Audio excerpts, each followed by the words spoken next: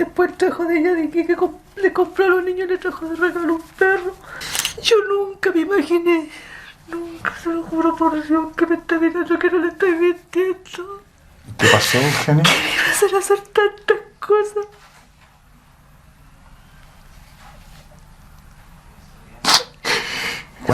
Cuénteme con calma qué pasó.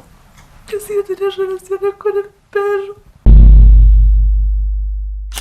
Wilson Sasso, de 48 años, trabajaba como mecánico en una minería cercana a Iquique. Aunque se sabe que vivía con su familia en Copiapó, pasaba la mayor parte de la semana fuera por motivos laborales, pero cuando regresaba el ambiente en su hogar se tornaba tenso y opresivo. La relación con su esposa, Eugenia Araya, y su hijo, Melkon, estaba marcada por constantes conflictos y violencia. Según testimonios y el programa televisivo Mea Culpa, el hogar estaba sumido en un ciclo de abusos físicos, tales como golpes, empujones, amenazas permanentes y también psicológicas. Wilson ejerció un control absoluto y una brutalidad extrema. La historia de violencia familiar tiene raíces profundas. Eugenia recordó que Wilson también había sufrido abusos en su infancia. Él también sufrió violencia intrafamiliar en su hogar, incluso en una oportunidad él nos contó de que él fue quemado por meterse en una pelea de los papás. La mamá le iba a tirar una tetera con agua caliente al papá y él se puso en el medio y lo quemaron. La familia de Wilson estaba marcada por la violencia desde antes, un ciclo que parecía repetirse. Tras apenas 4 meses de noviazgo, Eugenia y Wilson se casaron. Desde los primeros años, la violencia se manifestó contra Eugenia. Al principio, Wilson insistía en tener solo un hijo, y cuando ella quedó embarazada por segunda vez, a pesar de tener ya un niño de 6 años, reaccionó con furia. Le ordenó ir a un lugar para hacerse un remedio e interrumpir el embarazo, pero Eugenia, por su fe y convicciones religiosas, se negó a hacerlo, pues para ella, quitar la vida a un ser que crecía dentro era un pecado. Maltrató, embarazada. ¿Esa era la primera vez que le pegaba? Sí. Porque lo había engañado, porque él no quería tener más hijos. ¿Por qué usted permitió tanta violencia y no dio aviso a nadie? Me cuesta entenderlo, con todo respeto, señora Eugenia. ¿Por qué no avisó? Por miedo. Esto desató aún más violencia física. Fue la primera vez que Wilson la golpeó. A partir de entonces, los abusos crecieron en frecuencia y brutalidad. El maltrato no se limitaba a golpes. Wilson cometió atroces actos contra sus propios hijos. Su hija sufrió abuso desde su infancia. Wilson la tocaba de manera inapropiada, le mostraba material indecente y la sometía a agresiones íntimas, dejando heridas emocionales profundas. Manoseaba. De chiquitita le tocaba sus órganos. Y ahora cuando grande se metía en la ducha, le cortaba hasta los vellos públicos. Le tocaba su y no le tocaba la manoseaba. Pero su hija estaba grande, señora Eugenia, ¿no dejaron ninguna constancia? El miedo paralizaba a la familia. Eugenia confesó que jamás denunció ni buscó ayuda por temor, y que incluso en la familia sentían terror de tan siquiera hablar. En un acto especialmente cruel y degradante, Wilson obligó a Eugenia a mantener relaciones con la mascota de la familia, un acto de humillación extrema que reflejaba el sadismo que imperaba en ese hogar. Disculpe, ¿me está diciendo que la hizo tener relaciones con el perro? Varias veces, muchas veces, y especialmente cuando yo andaba con la... ¿Y cómo admitió usted eso? Que él decía que tenía que hacer todo lo que él decía. Cuando descubrió que Eugenia intentaba ganar dinero en secreto para así ayudar a sus hijos, la castigó violentamente, sometiéndola a vejaciones físicas y psicológicas, incluso dentro del propio baño de la casa. Este infierno doméstico duró años, hasta que la desesperación llevó a Eugenia y a Melkon a tomar una decisión extrema. El 17 de noviembre de 2006, sin esperanza ni salida, contrataron a Mauricio Muñoz, un sicario local, para así simular un robo y acabar con la vida de Wilson. Cuando Wilson llegó esa noche a la bella Litoral Azul, fue inmovilizado por su propio hijo mientras el sicario le propinaba puñaladas en el pecho. Tras el crimen, madre e hijo entregaron un bolso con joyas como pago y denunciaron el supuesto robo ante carabineros. Sin embargo, la investigación descubrió inconsistencias y evidencias que delataron la verdad, incluido un bolso relacionado con el caso encontrado en un locker del supermercado. En el juicio de 2008, Eugenio y Melcon fueron condenados a 18 años de prisión por parricidio y conspiración, mientras que el sicario fue condenado a 20 años.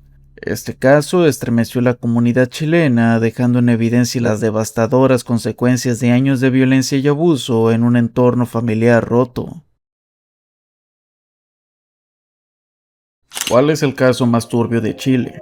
Ciertamente es una pregunta difícil de contestar. En ese país ocurre de todo, desde tragedias familiares hasta la pérdida de incontables vidas a causa de un gobierno negligente.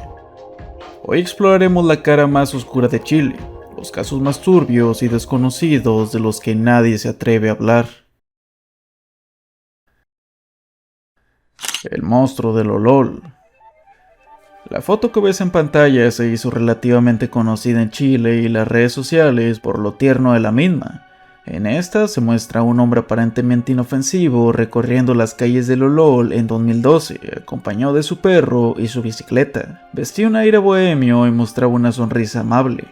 Óscar II López Rodríguez se dedicaba en apariencia a vender antigüedades. Sin embargo, era mucho más que eso. Bajo esa fachada se escondía una mente fracturada, atrapada en delirios místicos y fantasías violentas. Quienes lo conocieron de lejos lo describían como excéntrico, y quienes trataron con él más de cerca sabían que algo no estaba bien. Le decían el loco del pueblo, pero nadie imaginó cuán literal era aquel apodo. Decía entrenar cada mañana como si fuese un guerrero. A las 6 en punto golpeaba sacos colgados en el patio con sus propios puños o katanas que coleccionaba. Creía que un apocalipsis estaba cerca y que solo él y su perro, Valentín, serían salvados. El animal era, según él, un enviado divino. A veces lo paseaba vestido con túnicas y armaduras improvisadas, hablando con el aire o repitiendo diálogos de películas gore que consumía con obsesión. Su favorita era Kill Bill. Una vez, durante una feria en el pueblo, se disfrazó de samurái y comenzó a blandir una espada en público. Tuvo que ser reducido por la policía. Otra vez se le escuchó decir que había sido poseído por un espíritu japonés que le ordenaba limpiar el mundo de energía corrupta. Nadie le prestó mucha atención. Después de todo, era solo el loquito del pueblo. Lastimosamente, el monstruo que ocultaba no tardó en mostrar su verdadera cara. El 10 de julio de 2012, Juan Duarte, un hombre de campo, ingresó a su tienda buscando herramientas antiguas. No salió con vida. Óscar lo atacó sin previo aviso, lo degolló y cortó en trozos. Guardó su cabeza dentro de un baúl que mantenía en exhibición, como si fuera parte de su colección.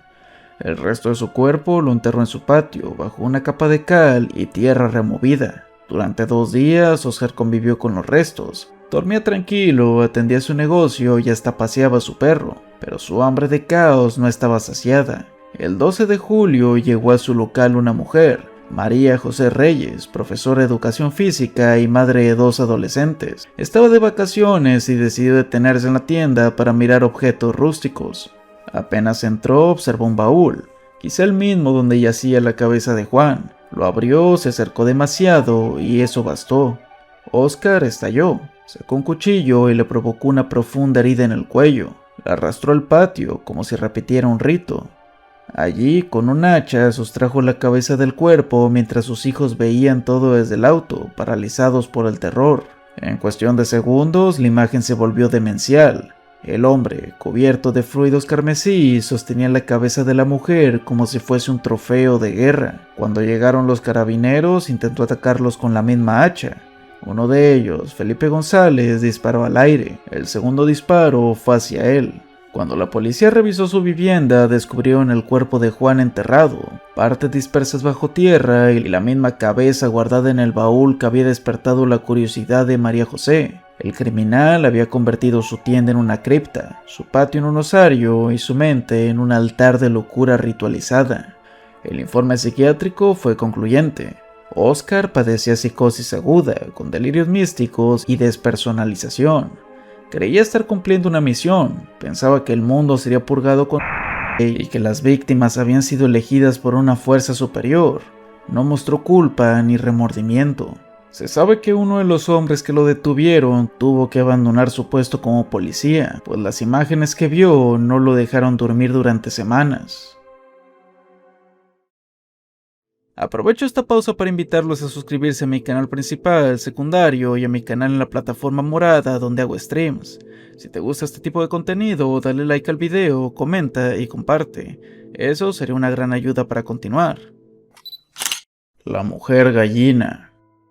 Corina Lemunao nació en la zona cordillerana de Lonquimay, al sur de Chile, en una comunidad mapuche rural y aislada. Desde muy pequeña fue víctima de un abandono extremo, no solo por parte del Estado, sino principalmente de su propia familia. Durante más de 2 décadas fue encerrada en un gallinero, viviendo en condiciones degradantes que afectaron gravemente su desarrollo físico, emocional y cognitivo.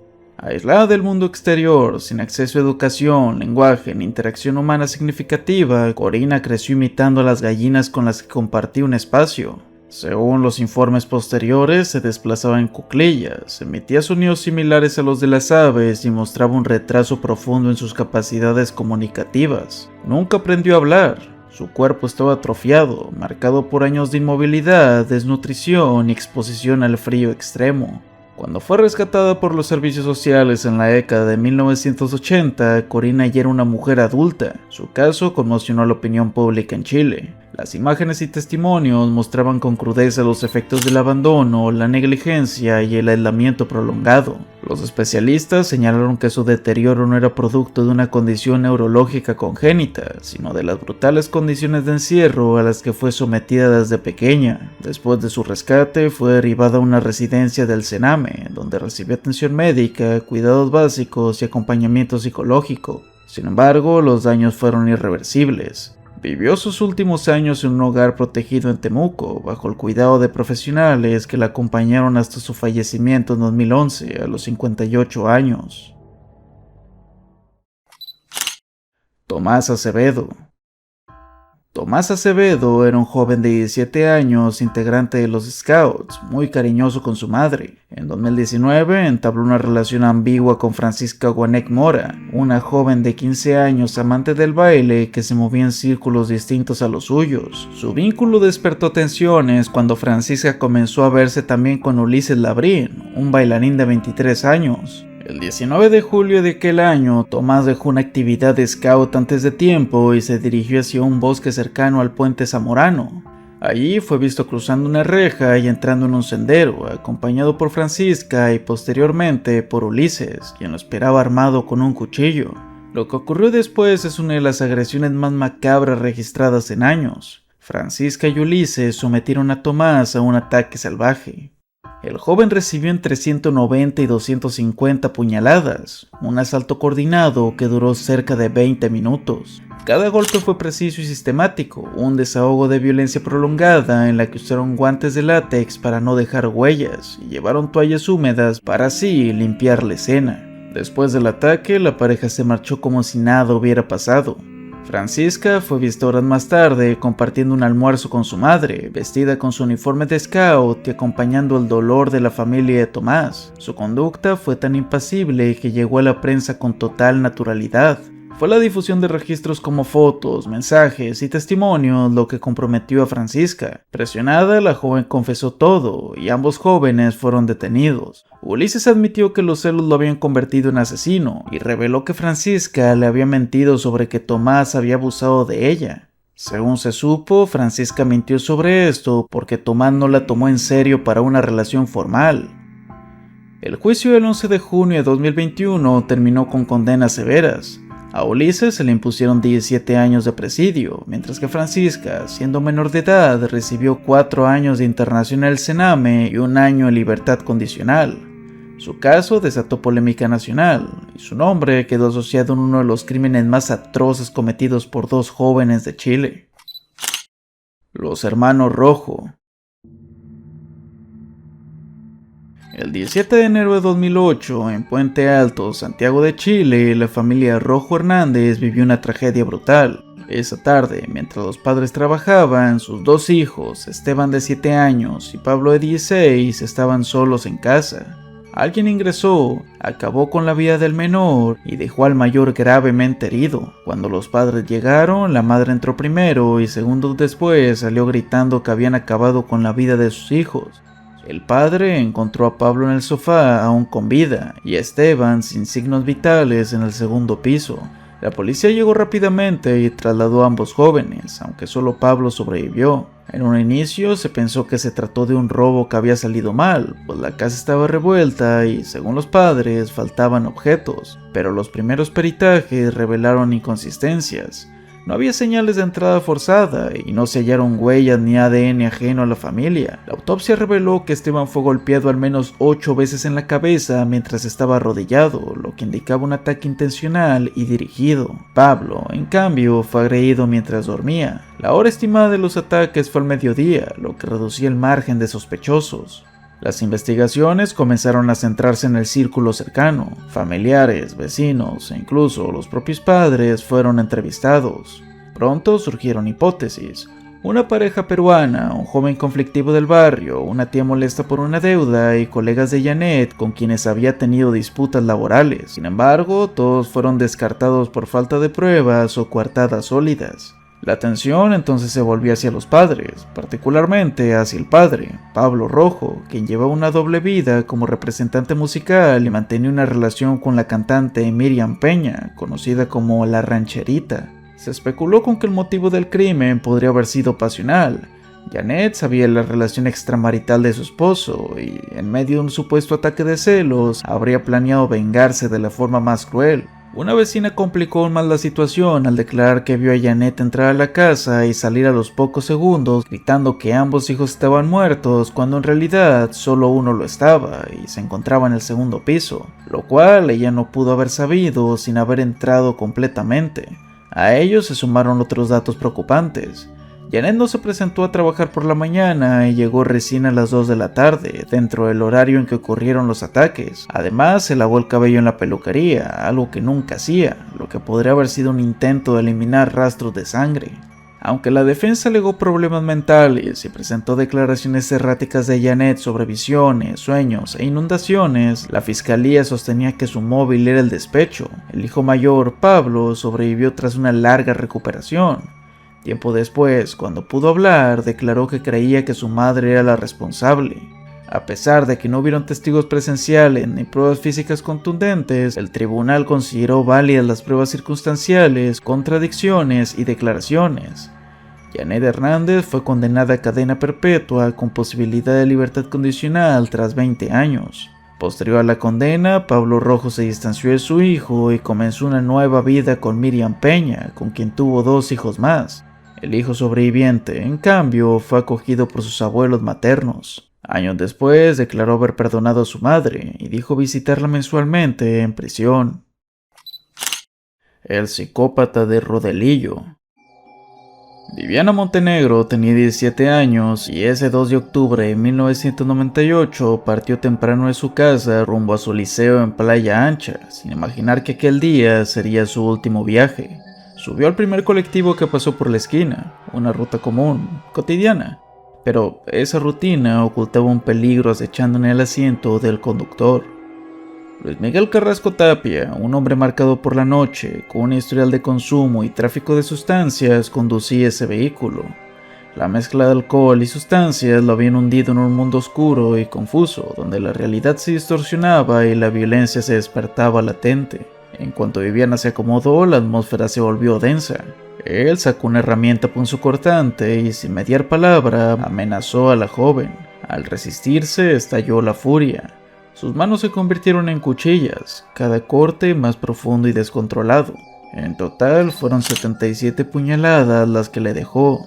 A pesar de lo brutal, Viviana seguía luchando por aferrarse a la vida. El agresor, sin piedad, la despojó de su ropa y la arrojó en medio de un matorral en el cerro. Allí, cubierta de sus propios fluidos, la joven permaneció agonizante hasta que finalmente se dejó llevar por el silencio. La comunidad quedó paralizada al conocer la crueldad de los hechos. Nunca antes se había visto tanta violencia en las calles. Los vecinos relataban el horror de encontrarla y el impacto de saber que el responsable era alguien que manejaba un lugar tan común como el colectivo. Luis Carrasco Tapia intentó evadir la justicia, inventó versiones, culpó a otros, intentó confundir a la policía, pero, acorralado, terminó confesando que había actuado bajo la influencia de las sustancias, con una mente perturbada y sin control. Durante años solicitó beneficios para salir de prisión, pero su perfil frío, insensible y peligroso le negó cualquier posibilidad. Los expertos señalaron su falta de remordimiento, su carácter impulsivo y un elevado grado de psicopatía. Para la familia Viviana, cada intento fallido de Carrasco Tapia por recuperar la libertad es una batalla ganada, pero el miedo nunca desaparecerá del todo. El psicópata de Alto Hospicio. En Alto Hospicio, una zona marginada al norte de Chile, comenzaron a desaparecer chicas jóvenes, muchas de ellas menores de edad. Al principio se pensó que habían huido, pero pronto se descubrió que algo más oscuro ocurría. Las víctimas fueron localizadas en distintos puntos del desierto y la costa cercana. Algunas aparecieron con signos claros de violencia extrema, golpes que dejaban moretones negros en el rostro, cortes profundos y marcas que indicaban que habían sido retenidas contra su voluntad. En algunos casos, sus cuerpos mostraban heridas que señalaban una lucha desesperada, como si hubieran intentado defenderse hasta el último instante.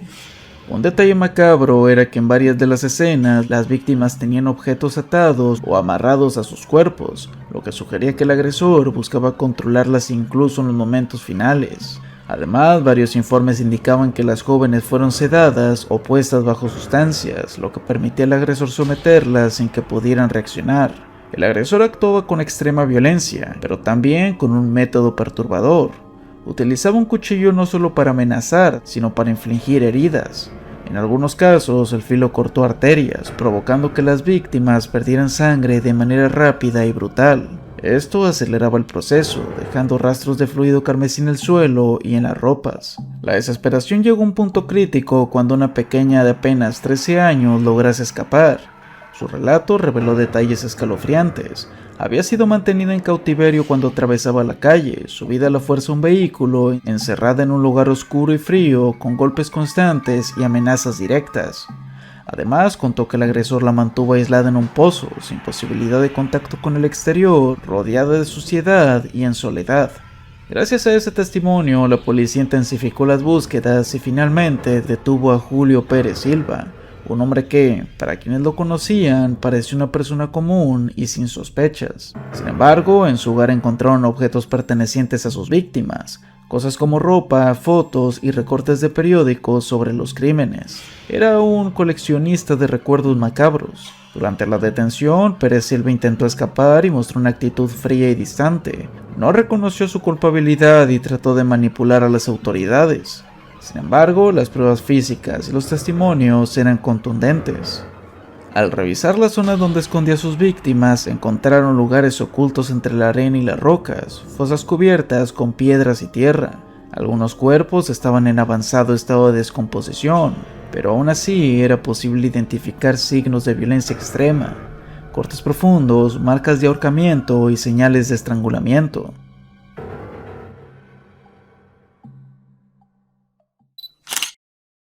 Mente enferma.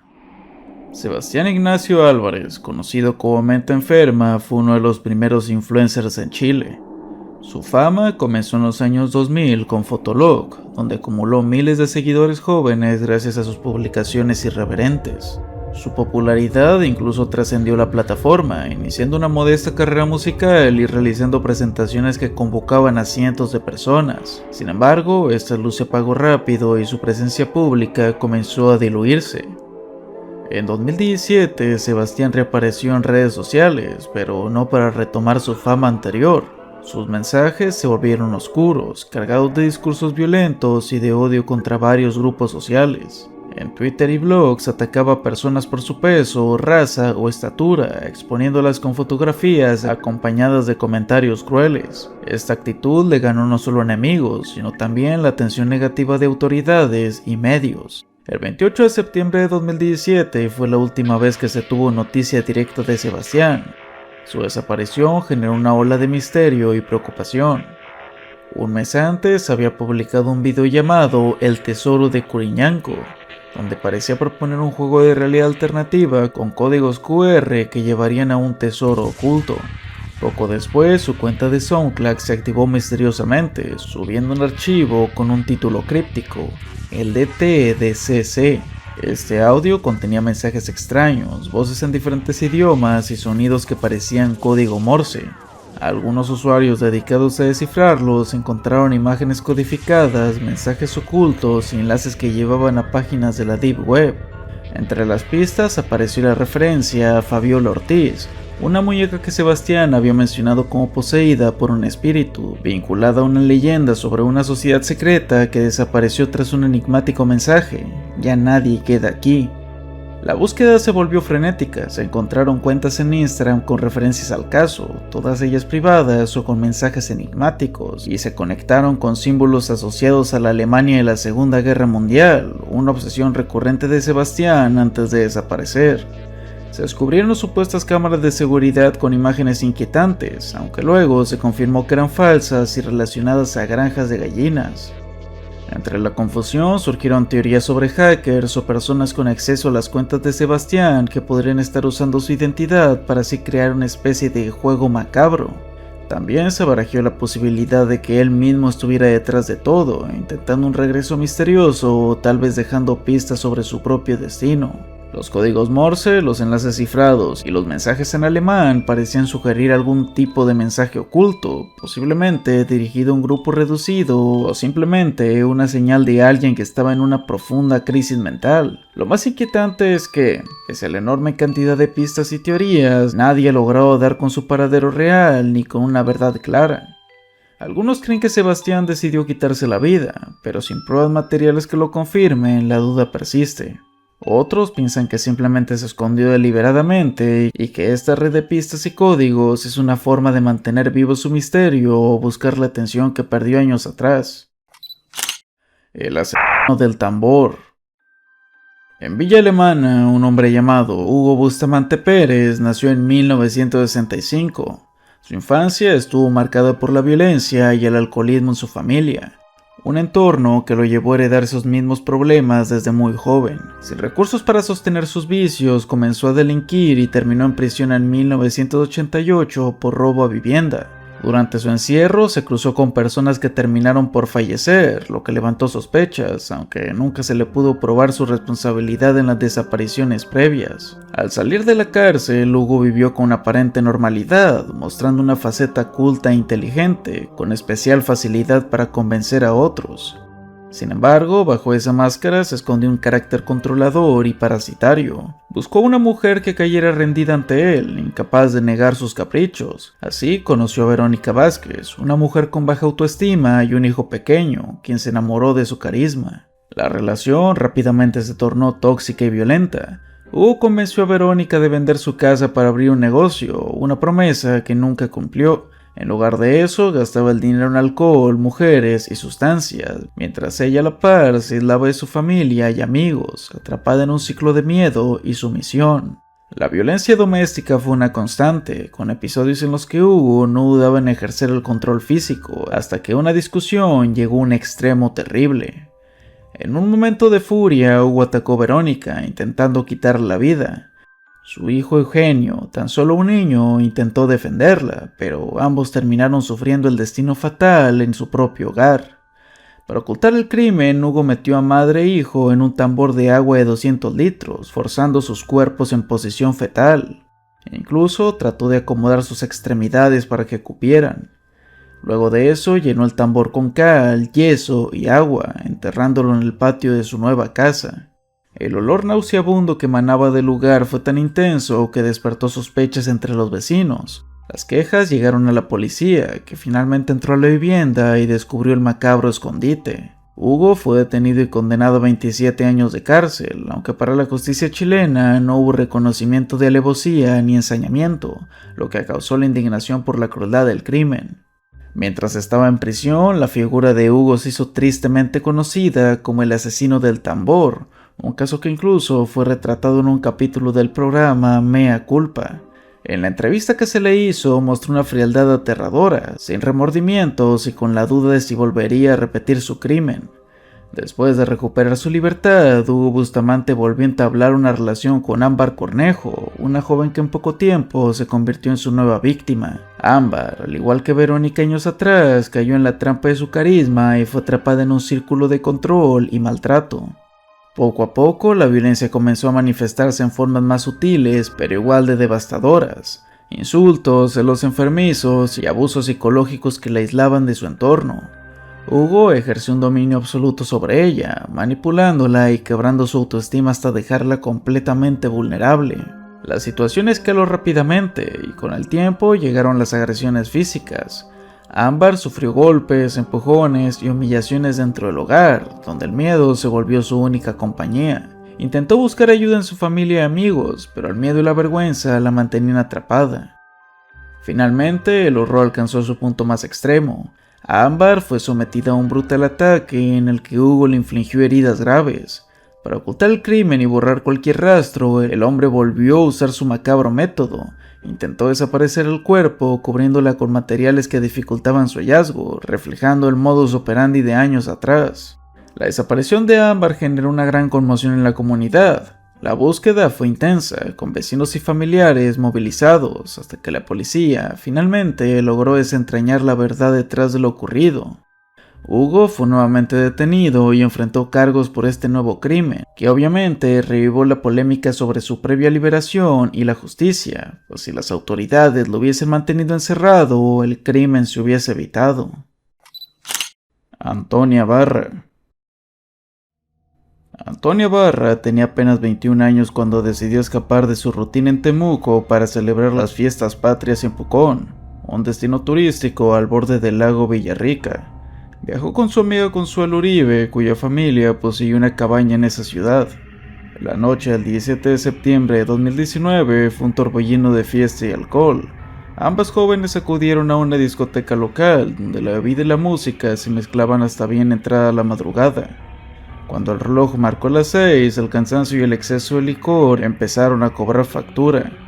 En ese momento, Consuelo decidió retirarse cansada de la fiesta y fue acompañada por Emilio, un amigo cercano de ambas. Sin embargo, Martín Praderas aguardaba su oportunidad.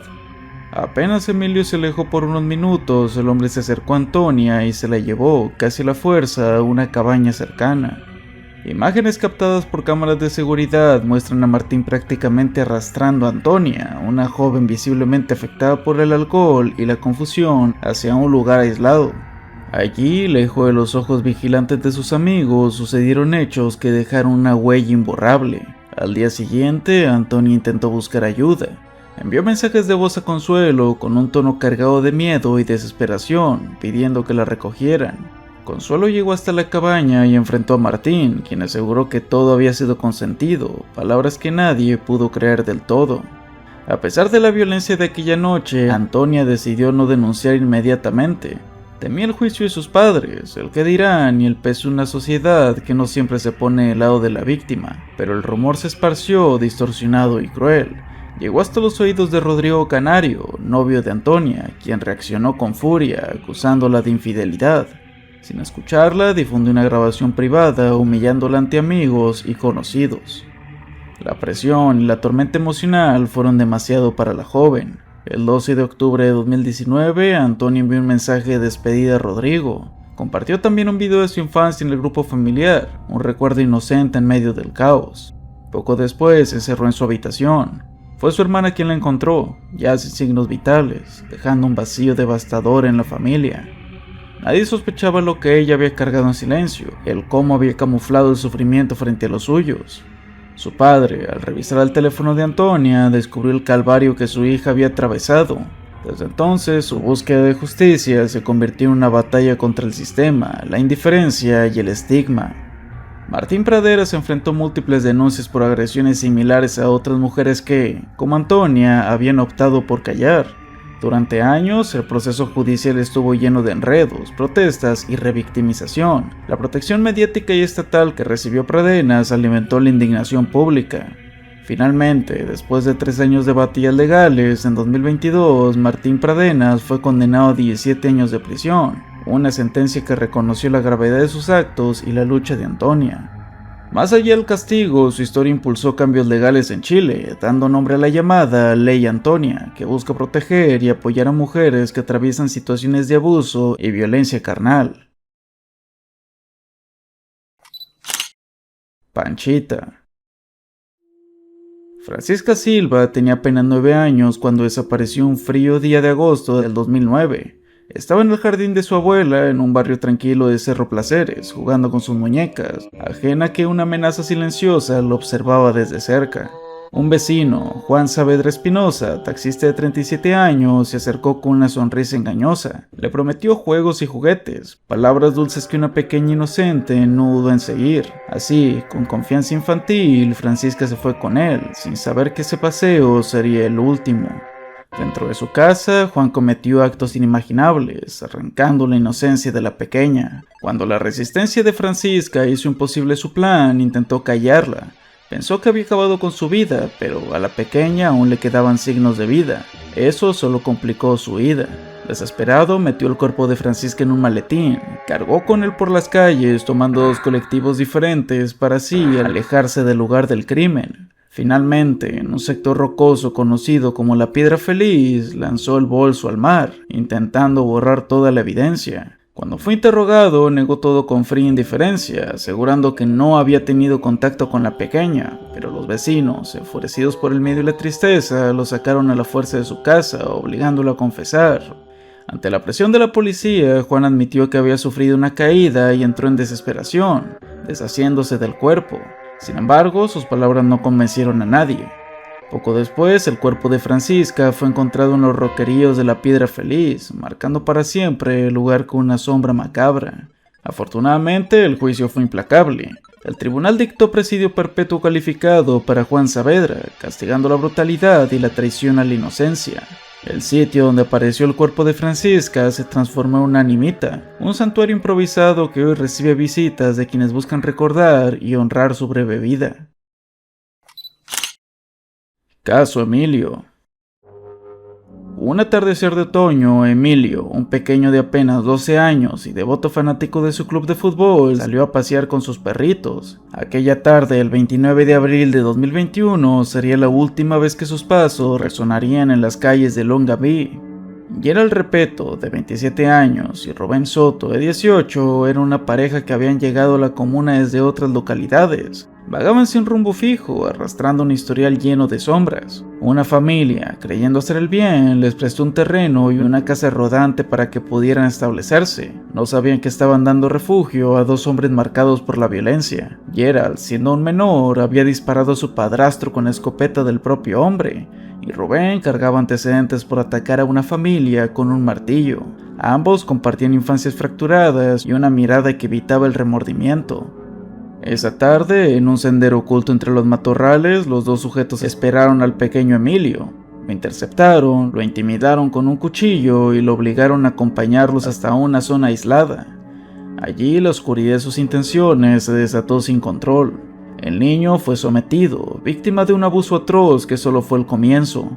Cuando Emilio intentó resistirse, la reacción fue brutal. Recibió múltiples heridas punzocortantes que dejaron su pequeño cuerpo inerte, oculto entre la maleza y canales de regadío. Sus restos serían hallados al día siguiente por vecinos y voluntarios que lo estaban buscando con desesperación.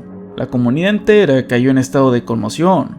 Longaví, un pueblo marcado por el silencio y la rutina, quedó sacudido por la crueldad de lo ocurrido. Quienes habían tratado con la pareja recordaban comportamientos extraños, actitudes frías y comentarios inquietantes que antes habían pasado por inadvertidos. La policía logró avanzar rápidamente en la investigación. 2 pruebas clave permitieron acorralarlos: un registro en el lugar donde trabajaban y la declaración de un funcionario que los había visto merodeando cerca del río. Menos de 48 horas después del hallazgo, ambos fueron arrestados. El juicio se realizó en Linares.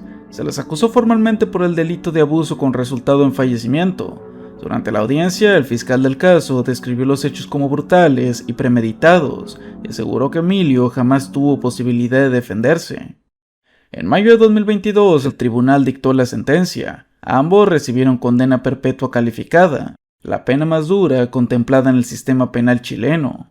No podrán solicitar beneficios hasta haber cumplido al menos 40 años tras las rejas. Roxana Valdés. Roxana Valdés Caro era originaria de la región de Maule y trabajaba como inspectora en un colegio, mientras su pareja, Claudio Muñoz Ramírez, laboraba como portero. Juntos habían emprendido un puesto de verduras en Molina y llevaban una vida aparentemente corriente, a pesar de los frecuentes episodios de violencia doméstica. Con el paso del tiempo, la tensión en el hogar se volvió insoportable.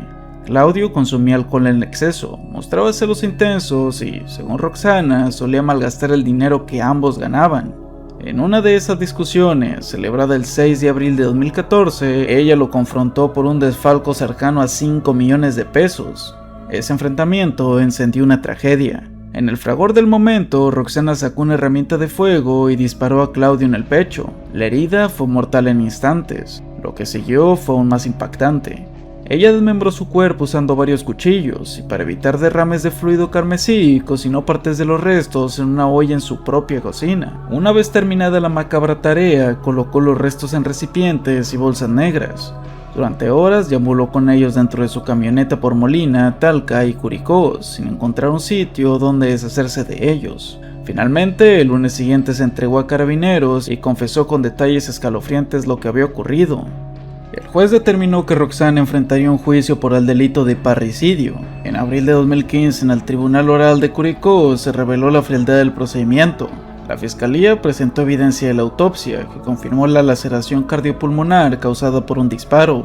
Además, un antropólogo forense describió el desmembramiento y la coacción con asombrosa precisión. Durante las audiencias, Roxana mencionó haberse inspirado en series policiales, creyendo que esa técnica evitaría manchas excesivas en la escena. Refirió también que el acto había sido un impulso resultado de la tensión y el desfalco económico. La defensa argumentó que había actuado en un arranque emocional más que con un plan premeditado. En abril de 2015 fue condenada a 6 años de prisión, pues no se pudo probar la planificación del crimen. Se sabe que en julio de 2018 recibió la libertad condicional por buena conducta, lo que sorprendió a muchos dada la crudeza del caso. Hoy día esta mujer está en las calles. Y con esto acabamos un largo recorrido por los casos más turbios de Chile. ¿Qué opinas? ¿Hay algún caso que agregarías? Si es así, déjalo en los comentarios. Le agradezco al editor y al dibujante de la miniatura del video. Sin ustedes el contenido no hubiese sido posible. Mis redes y la de ellos se encontrarán en la descripción. Sin más que decir, estos han sido los casos más turbios de Chile. Una mirada a lo más oscuro del país.